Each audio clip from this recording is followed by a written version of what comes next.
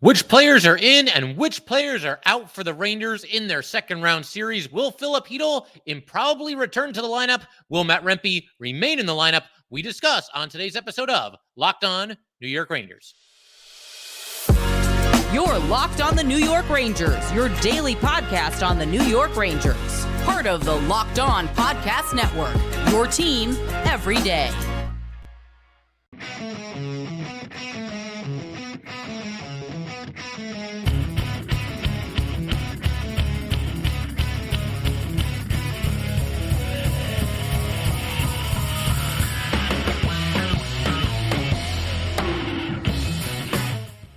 Welcome back, Blue Shirts fans, to episode number 1058 of the Locked On New York Rangers podcast. I'm your host, John Chick. Just want to thank you guys, as always, for making Locked On New York Rangers your first listen every day. We are free and available on all platforms, including YouTube. And today's episode of Locked On New York Rangers is brought to you by Gametime. Download the Gametime app, create an account, and use code LOCKEDONNHL for $20 off your first purchase. And we are, of course, part of the Locked On Podcast Network, your team every day. So Rangers, as we know, the Caps now officially in their rearview mirror. They're done with the Caps. We're done with the Caps on this podcast. It's over and done with. The sweep is obviously in the books at this point, and I figure it's a good time to look ahead to the next series. We don't know who the Rangers are going to be playing yet. It's Tuesday night as I'm recording this, and as this episode is progressing here, the Hurricanes do have a 3-1 lead on the Islanders in the first period of Game 5. So obviously if that score holds or the Canes end up winning, then that's the Rangers' second round opponent, which I think a lot of us probably figured would happen, but obviously got to let it play out and, know for sure. But I figure it's a good time to look ahead to the next round, regardless of who the Rangers play, and talk about who should be in the lineup, who should be out of the lineup, where are some tough decisions as far as, Peter Laviolette and the coaching staff are concerned. There are some tough calls to be made for sure. And I figure we can go ahead and just go through some of the usual candidates, those players that are candidates to potentially be in the lineup, candidates to potentially be out of the lineup, and I'll just share my thoughts along the way here. And I figure we might as well go ahead and start with the lightning rod himself. That would be Matt Rempe. And the question that I have, and I pose it to all of you as well, is Matt Rempe now in the lineup for good?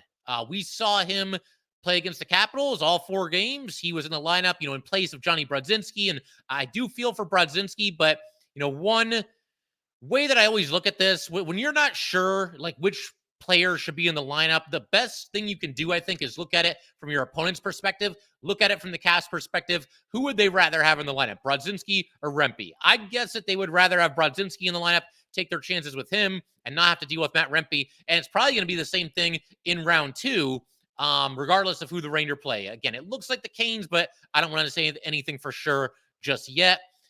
So there's that to consider. There's a couple of rules or rather reasons that I wrote down here, a couple of bullet points I'm going to go through really quickly here as it pertains to Matt Rempe as far as his case for being in the lineup and his case for being out of the lineup. But one of the reasons against is that I think with Rempe, it's become pretty obvious watching even the last playoff series that the Rangers are only going to use him in certain situations. He's only going to get so much ice time. I mean, you could see a game where depending on how it goes and how well the fourth line plays and what the score is and situational hockey and all that, you could see him get as much as maybe 10 or 11 minutes, but I would probably cap it there. Can't see Matt Rempe being out there for longer than that. And there's also to consider the fact that it does seem like the Rangers, again, will only use him in very specific situations, or rather there are certain situations where they're not going to use him. That's probably the better way to say it.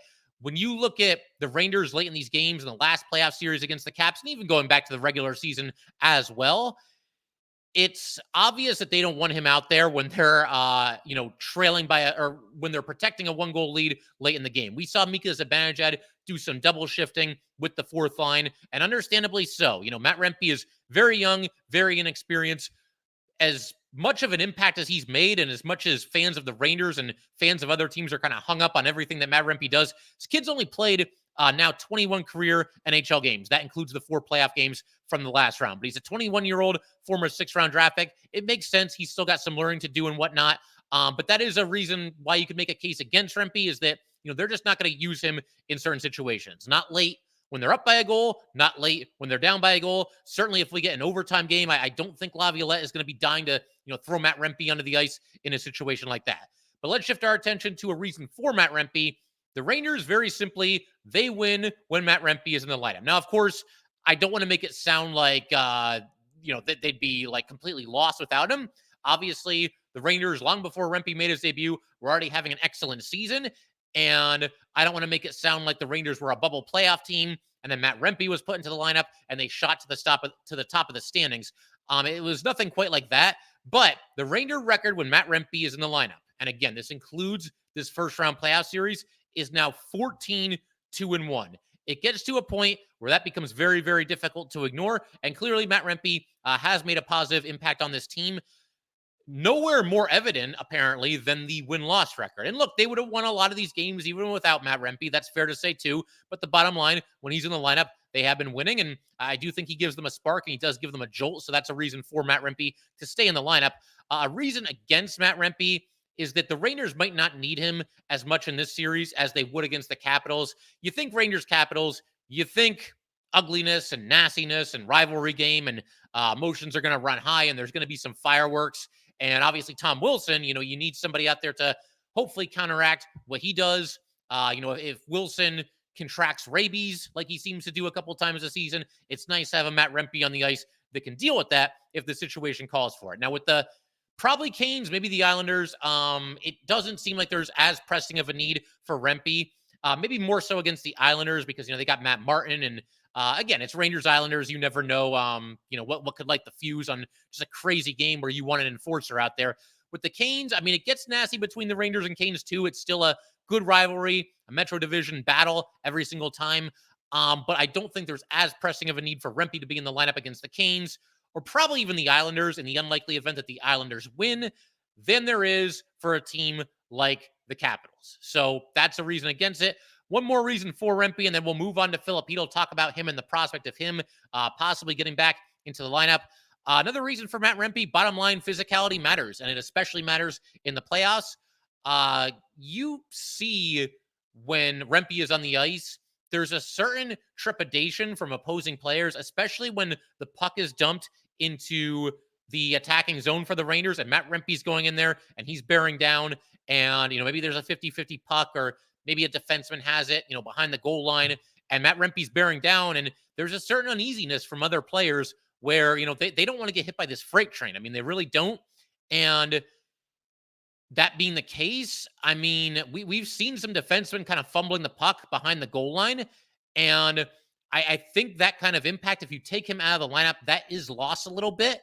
I don't think you're in the playoffs wanting your opponents to be comfortable. And when Matt Rempe is on the ice, opponents tend not to be very comfortable. So I think that's a reason why you certainly would, at the very least, give strong consideration to leaving him in the lineup. I feel like he might even be the favorite to be out there for game one. We'll see. It's very difficult to predict these things. But, the physicality, if there needs to be a fight, we know he'll throw down, depending on the situation, the score of the game, what period is it, what's the series score. It's nice that Matt Rempe can, kind of use his head a little bit and know when it's a good time to fight and when it's maybe not so good of a time to fight. The other thing, too, 18 hits for Matt Rempe. He is in the first round, that is. He did that despite never getting more than 833 in any of the 4 games against the Capitals. And his little ice time as just 516. So he's out there throwing his weight around, playing physical hockey. I do think the Rangers are a physical enough team that, they could get by without him. It's not like they'd be pushed around all over the rink by their next opponent, even if Matt Rempe's not in the lineup, but he certainly does add that physicality dimension, and that would be missing at least a little bit if you were to remove Matt Rempe from the equation. So we're going to keep everything rolling. Want to continue talking about Filip Chytil. We did mention him a little bit before the last series because there were these reports that, he's back at practice and, oh my God, is he going to play? And of course, he did not play against the Capitals. We'll see. I'm not a doctor, and we're going to elaborate on that a little bit further in just a minute here. Talk about Filip Chytil. Also talk about some other important lineup decisions. We'll do that in just a second. But first, definitely want to let everybody know that today's episode of Locked On New York Rangers is brought to you by eBay Motors. Passion, drive, and patience, the formula for winning championships, is also what keeps your ride or die alive. eBay Motors has everything you need to maintain your vehicle and level it up to peak performance. Superchargers, roof racks, exhaust kits, LED headlights, and more. Whether you're into speed, power, or style, eBay Motors has got you covered with over 122 million parts. For your number one ride or die, you will always find exactly what you're looking for. And with eBay Guaranteed Fit, your part is guaranteed to fit your ride every time or your money back. Because with eBay Motors, you're burning rubber, not cash. With all the parts you need at all the prices you want, it's easy to make your car the MVP and bring home those huge wins. Keep your ride or die alive at ebaymotors.com. Eligible items only. Exclusions apply. eBay Guaranteed Fit, only available to U.S. customers. And today's episode of Locked On New York Rangers is also brought to you by Gametime. Gametime is an authorized ticket marketplace of the NBA, which makes getting playoff tickets even faster and even easier. Prices on the Gametime app actually go down the closer the game gets to the tip-off. With killer last-minute deals, all-in prices, views from your seat, and their lowest price guarantee, Gametime takes the guesswork out of buying NBA tickets. Save up to 60% off buying last minute for sports, concerts, comedy, theater, etc. Save even more with exclusive in-app deals on select seats ahead of the game or the event. Save even more when you choose a section and, like Gametime, choose the seats. Take the guesswork out of buying NBA tickets with Gametime. Download the Gametime app. Create an account and use code LOCKEDONNHL for $20 off your first purchase. Terms apply. Again, create an account and redeem code LOCKEDONNHL for $20 off. Download Gametime today. Last minute tickets, lowest price, guaranteed.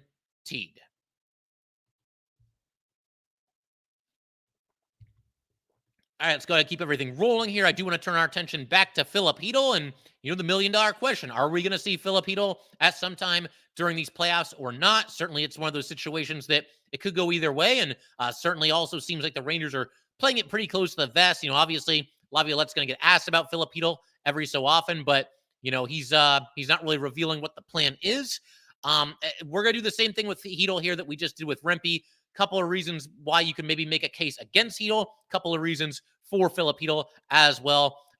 So the first thing that comes to mind as far as like a reason against it is you'd be messing with the lineup when things are going awesome for the Rangers. And it's important to keep in mind here. Coaches, NHL head coaches, they tend not to mess with the lineup even after a regular season win. You guys know how it is. Now, that's not to say that they never do it. It's not like if the Rangers win a game, there's no chance that Peter Laviolette would ever touch the lineup in the next game. I mean, he could do that, and I think he did do that at least once or twice throughout the season. But for the most part, we know NHL coaches, after a win, they like to keep things together. Well, that's after a regular season win. What about, what happens after 4 consecutive wins for a postseason sweep? I get the feeling that any coach in that situation, including Peter Laviolette, would be all the less likely to want to really mess with anything, to want to change anything. I mean, show me a Ranger who had a bad series. Maybe there was a hiccup here for this guy, or maybe that guy's capable of doing a little bit more, but show me anybody on this team who played poorly in the first round. I don't think that player exists. And that being the case, it just feels less likely that they would want to mess with the lineup from a hockey perspective. And there's also the human element as well, and we'll get to that in just a second. As far as a reason why you might want Filip Chytil back into the lineup, if you go with Heidel over, say, Rempe, maybe Rempe comes out, maybe he's the odd man out. I guess, another candidate could be Roslovic, although he has played pretty well in this last series, so I don't think it would be him either. Talk a little bit more about Roslovic later as well. But if you go with Heidel and say you pull Rempe out of the lineup, then obviously the Rangers at that point have a lot more offensive punch. And I know Matt Rempe scored a goal in the first game, or in the first series, rather. No, it was the first game. It was the first goal of game 1. So that was awesome to see. But you're not going to count on that. You're not going to expect that night in and night out. Filip Chytil gets back in there. Certainly, there's more offensive punch. There's more speed. It just becomes a little bit more of a dynamic lineup for the Rangers. And that's regardless of where you put Heidel in the lineup. I would think if you're going to put Heidel back in there, there's 2 places that seem to make sense. It's either top line right wing or it's third line center. And probably the second one. I think probably third line center. But if you put him at top line right wing, you could either drop Roslovic down, I guess, to the fourth line. He's not really like a fourth line type player, but maybe you add a little bit of scoring and a little bit of speed to that fourth line. You could do that. That's if Matt Rempe comes out of the lineup. The other option in that situation would be to scratch Roslovic, but again, he played well overall against the Caps, so I'm not too keen on that idea either. The other option, and I think the more likely one, if Filip Chytil does go back into the lineup, then I think you probably see him center the third line And then at that point, I would imagine Wenberg probably drops down to the fourth line, and Rempe comes out, and Goodrow slides over to, I guess that would be right wing at that point. So, they've got some options.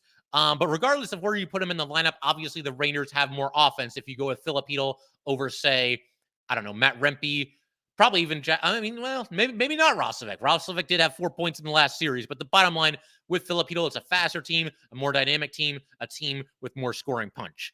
Another reason why maybe you don't want to do this one's pretty self-explanatory, but Filip Chytil has a concussion history that is, quite frankly, very, very scary. Look, it's great that he's back. It's awesome that this is even being considered. It's cool that he's practicing with the team, that he's been around the guys. The Rangers posted a couple of videos on their social media pages, on Twitter, and there was one game after the first round series where, they were giving out the Broadway hat, and you could see Filip Chytil. He was standing there next to Laviolette in the doorway, so he's at least around. But as far as whether this is safe or not, I mean, I'll defer to the doctors because I am not a concussion expert, not even close. But as I've said in the past, Filip Chytil needs to get cleared by, I would say, multiple people that know what they're doing when it comes to concussions. And if that's the case, then I guess it at least becomes an option. But it's one of those things, like if Filip Chytil does play, we're all going to be excited. I mean, that's cool. That's an awesome kind of comeback story for Filip Chytil. But we're also going to be very scared. I mean, you can't tell me that as a Ranger fan, knowing what Filip Chytil has gone through, knowing the concussions that he's had, knowing that the last time, he was doing anything, before this last couple of practices here, the last time before he got hurt, he was on basically an empty rink and wiped out and had to be helped off. We're all going to be nervous seeing Filip Chytil play in a Stanley Cup playoff game. I know I will be. I get the feeling other fans will be as well. So I don't know. It's one of those things. I'm not qualified to make a decision there, so I defer to the doctors. But man, they got to be absolutely sure that, okay, this is okay. He's beyond it. It is safe for him to go out there and play professional hockey. That's not a job that I would want, but those doctors are paid very handsomely to, make those kind of diagnoses, something. I don't know what the word is, but you get the idea. Another reason why I think it could be a good reason to put Filip Chytil back in the lineup, again, provided that he is medically cleared and all these doctors say it's safe to do so. I mean, that would have to get the team going, right? I mean, imagine being a teammate of Filip Chytil's. My understanding to begin with is that he is very well liked in the locker room, very popular member of the Ranger team. And this guy's had all these concussion problems, and he's barely played at all this season. And, had that situation again where he had to be helped off the ice. And now, all of a sudden, he's going to be back out there. And, man, you're gearing up for a playoff series against a division rival. I mean, tell me you wouldn't want to skate through a brick wall for this guy. Tell me you wouldn't be fired up and all sorts of ready to go. So, there's ways that Matt Rempe sparks this team. This would be another way that a different player could spark this team. It's different, but I still think, the Rangers, Filip Chytil's teammates would certainly get, at least something of a boost, a jump.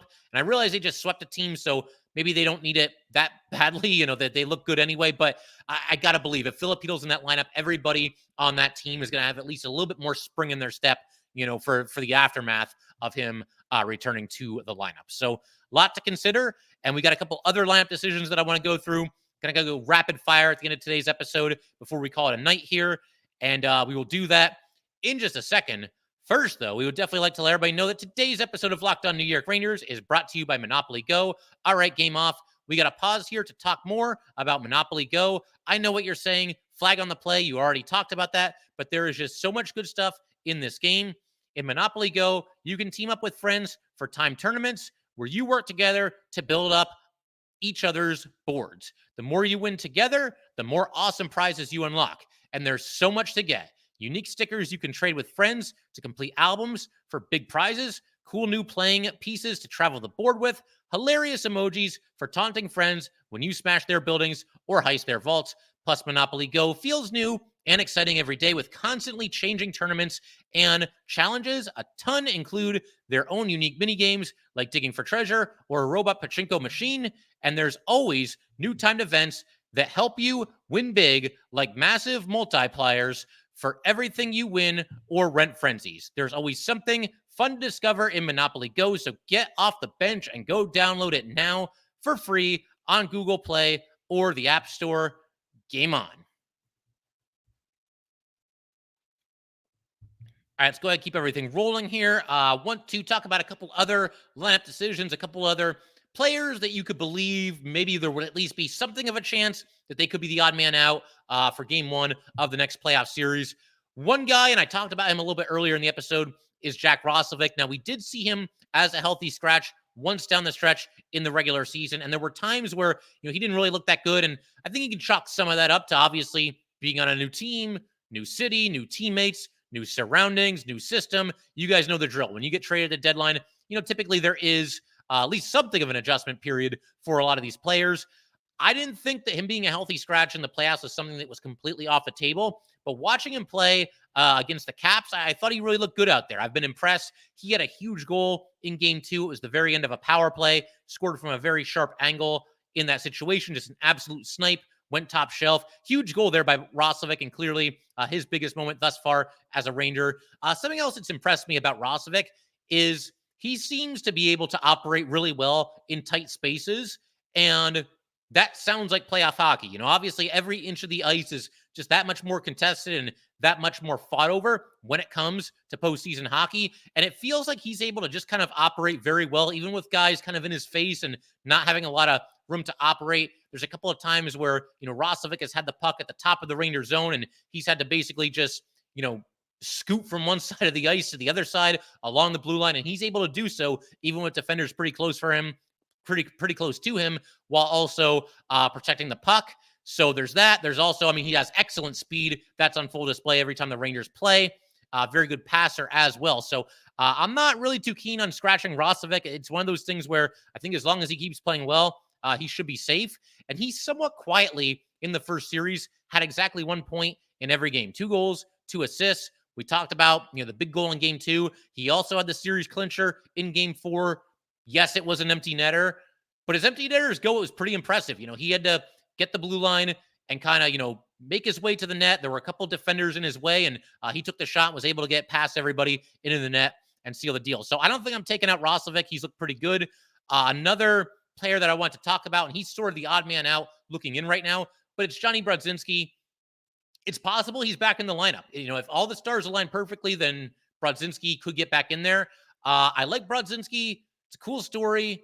Very neat to see somebody at the age of 30 finally become an NHL regular. Just a cool underdog story there.